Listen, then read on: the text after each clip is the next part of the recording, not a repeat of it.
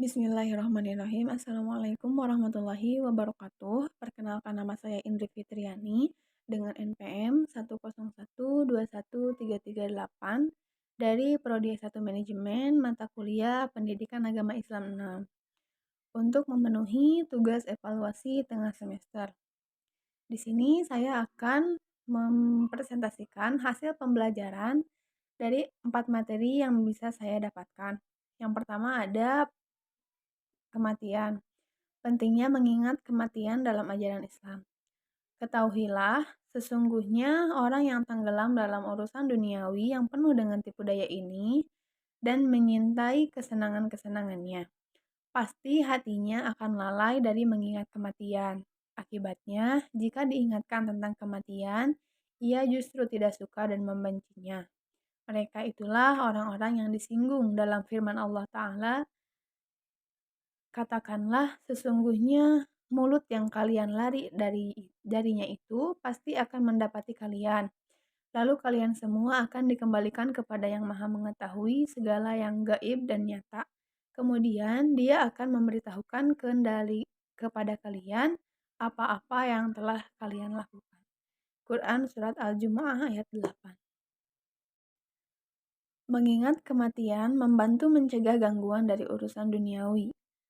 Kematian dipandang sebagai hadiah berharga bagi orang yang percaya, membebaskan mereka dari cobaan dunia.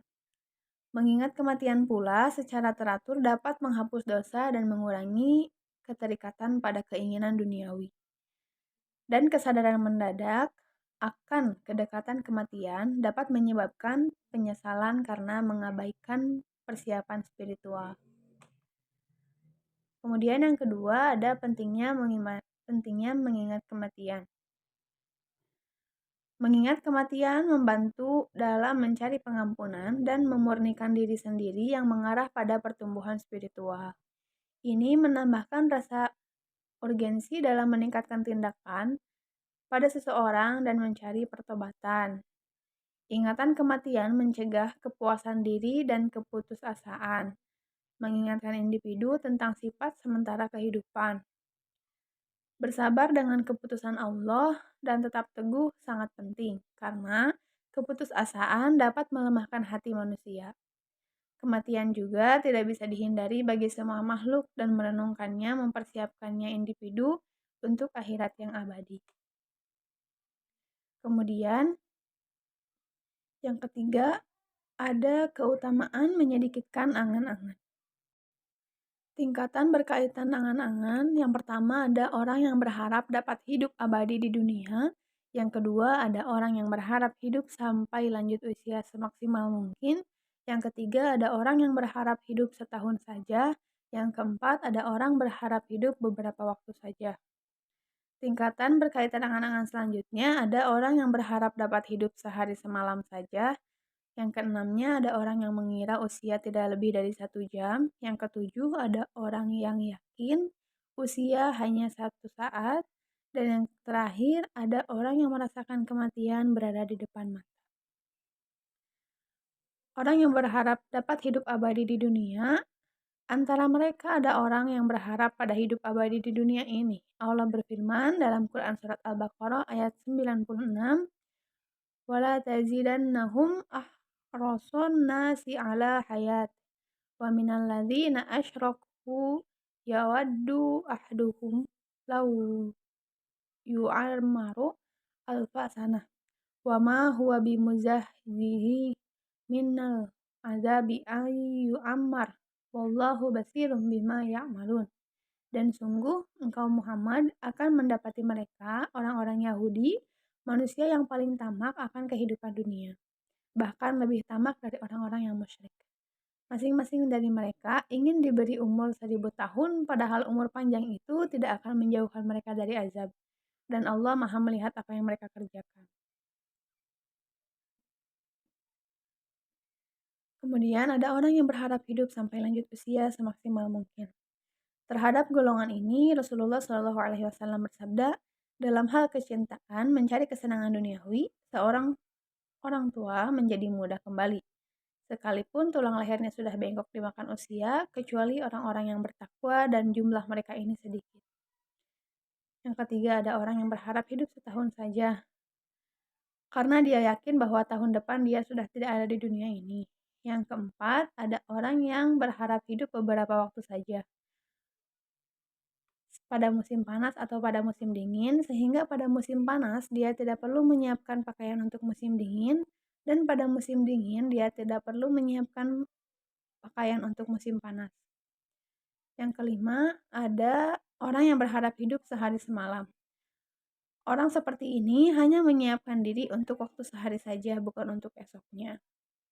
Kemudian yang keenam, ada orang yang mengira usia tidak lebih dari 1 jam, sebagaimana yang disabdakan oleh Nabi Shallallahu Alaihi Wasallam, "Wahai Abdullah, jika kamu berada pada waktu pagi hari, jangan kamu berpikir tentang petang hari. Dan jika kamu berada pada petang hari, janganlah kamu berpikir pada waktu pagi hari." Selanjutnya, ada orang yang yakin usia hanya 1 saat.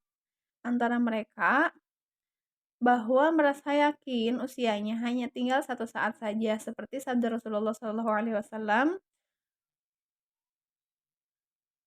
pada tayamum baginda mampu mendapatkan air tidak lama lagi. Boleh, aku susah tidak sempat mendapatkannya nanti.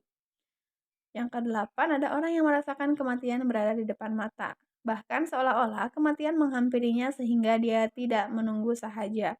Orang seperti inilah selalu melaksanakan sholat seakan-akan itu sholat terakhir baginya. Masing-masing mempunyai tingkatan di hadapan Allah. Orang yang merasakan harapannya hanya selama waktu 1 bulan, tidak seperti orang harapannya masih selama 1 bulan 1 hari. Allah berfirman dalam Quran Surat Al-Zalzalah ayat 7, "Faman ya'mal mithqala dzarratin khairan yarah." Maka barang siapa yang mengerjakan kebaikan seberat zarah, niscaya dia akan melihat balasannya. Kesimpulannya, pada menyedikitkan angan-angan, pengaruh dan sedikitnya angan-angan itu akan terlihat pada sikap tergesa-gesa untuk melakukan amal kebajikan. Tanda bahwa seseorang telah mendapatkan pertolongan dari Allah adalah ketika dia yakin bahwa kematian sudah berada di depan matanya, sehingga dia tidak akan lengah darinya meskipun hanya sesaat. Karena itu, dia selalu siap menghadapi kematian kapanpun. Jika dia mampu bertahan hidup hingga petang hari, dia akan bersyukur kepada Allah Ta'ala dengan semakin rajin taat kepadanya. Dia merasa bahagia karena tidak menyia-nyiakan waktu siangnya, karena telah memanfaatkan sebaik mungkin sebagai bekal untuk dirinya di akhirat kelak. Selanjutnya, dia tidak akan melakukan hal yang sama hingga pagi hari dan seterusnya. Bagi dia, kematian adalah kebahagiaan hidup dan hidup adalah kesempatan untuk menambah amal kebajikan. Kemudian yang keempat atau materi terakhir tentang poin utama dahsyatnya sakaratul maut. Demi Allah, seandainya jenazah yang sedang kalian tangisi bisa berbicara sekejap, lalu menceritakan pengalaman sakaratul mautnya pada kalian, niscaya kalian akan melupakan jenazah tersebut dan mulai menangisi diri kalian sendiri. Imam Al-Ghazali mengutip Athar Al-Hasan. Kematian yang tak terhindarkan disorot dalam Al-Quran sebagai ujian terhadap diri dari batin seseorang.